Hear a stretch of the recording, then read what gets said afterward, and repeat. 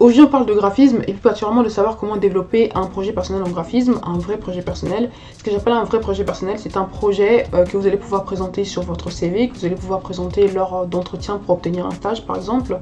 Et c'est donc un projet qui répond en réalité à un besoin, à des objectifs. C'est aussi un projet au cours duquel vous avez développé des compétences précises que vous avez pu définir au préalable. Et pour vous présenter les étapes par lesquelles je passe pour créer un projet qui ait de la valeur, on va créer un projet ensemble. Ce sera plus simple en fait de vous expliquer ça par la pratique. Et on va faire l'aspect graphique et l'aspect technique. La première étape, c'est de définir l'outil qu'on a envie de développer. L'outil qu'on a envie de développer, c'est un site internet. Ensuite, les compétences qu'on a envie de développer lors de ce projet. Les compétences, c'est la prise en main d'Adobe. Adobe XD. Donc la deuxième étape, c'est de définir un client, donc de créer un client, d'imaginer un client, puisque notre outil doit répondre à un besoin. Vous allez pouvoir mettre aussi votre production en rapport avec les besoins que le client imaginaire vous a définis, et donc d'apprendre des choses sur la manière dont on conçoit un outil numérique pour répondre à un certain besoin. Ok, mettons que notre client c'est une boulangerie. Une boulangerie qui s'appelle Mappa, parce que je suis très originale, donc je vais appeler Mappa. Donc l'objectif de cette boulangerie, c'est d'augmenter ses ventes en permettant à ses clients en fait de commander en ligne. Et finalement, avant tout, en fait, c'est une boulangerie qui a surtout envie d'avoir une présence en ligne.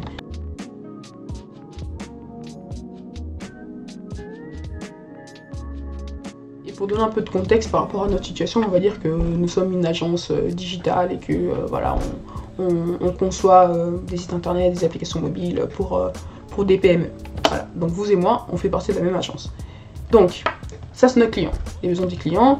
Et donc ce qu'on va faire, c'est qu'on va voir comment, dans la conception graphique, on fait en sorte qu'un outil numérique, donc là en l'occurrence un site internet, réponde à ces besoins-là. Comment faire que le site, par exemple, mette bien en avant l'histoire de l'entreprise, mette bien en avant le savoir-faire de l'entreprise.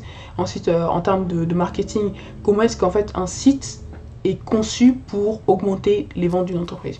Bien, ok, alors en fait on va prendre des notes, ce sera quand même plus intelligent de prendre des notes en même temps.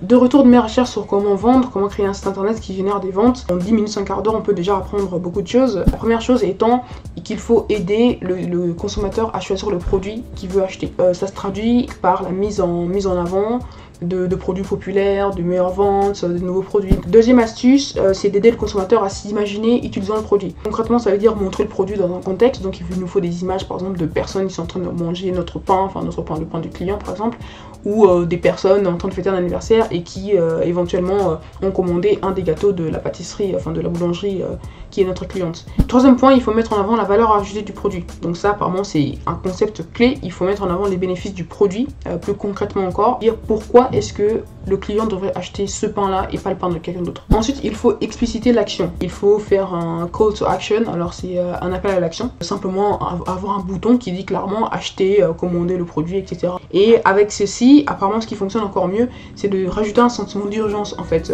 à cette call to action. Par exemple au lieu d'écrire commander ou acheter, on va dire commander maintenant ou acheter tout de suite. Avant-dernier point, prévoir la prochaine vente. Donc il ne faut pas qu'une fois que la commande du client est réglée, qu'il a payé, on le laisse en fait comme ça les bras ballants sans rien faire. Donc il faut lui proposer des suggestions, donc des produits similaires ou des produits complémentaires. Dernier point, la loi de Gutenberg. Apparemment il s'agit simplement de respecter le sens de lecture naturel du consommateur. Quand on lit de gauche à droite, le point culminant, semble-t-il, c'est en bas à gauche et c'est le bon endroit par exemple pour placer un bouton qui serait une CTA, donc une call to action.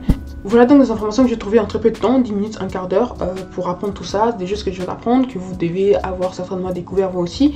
S'il ne fallait retenir qu'une seule chose de cette vidéo, ce serait ça. Il faut donner de la valeur à vos projets. Le graphisme, ce n'est pas que des formes géométriques, des couleurs, du texte mis côte à côte pour que ça fasse joli.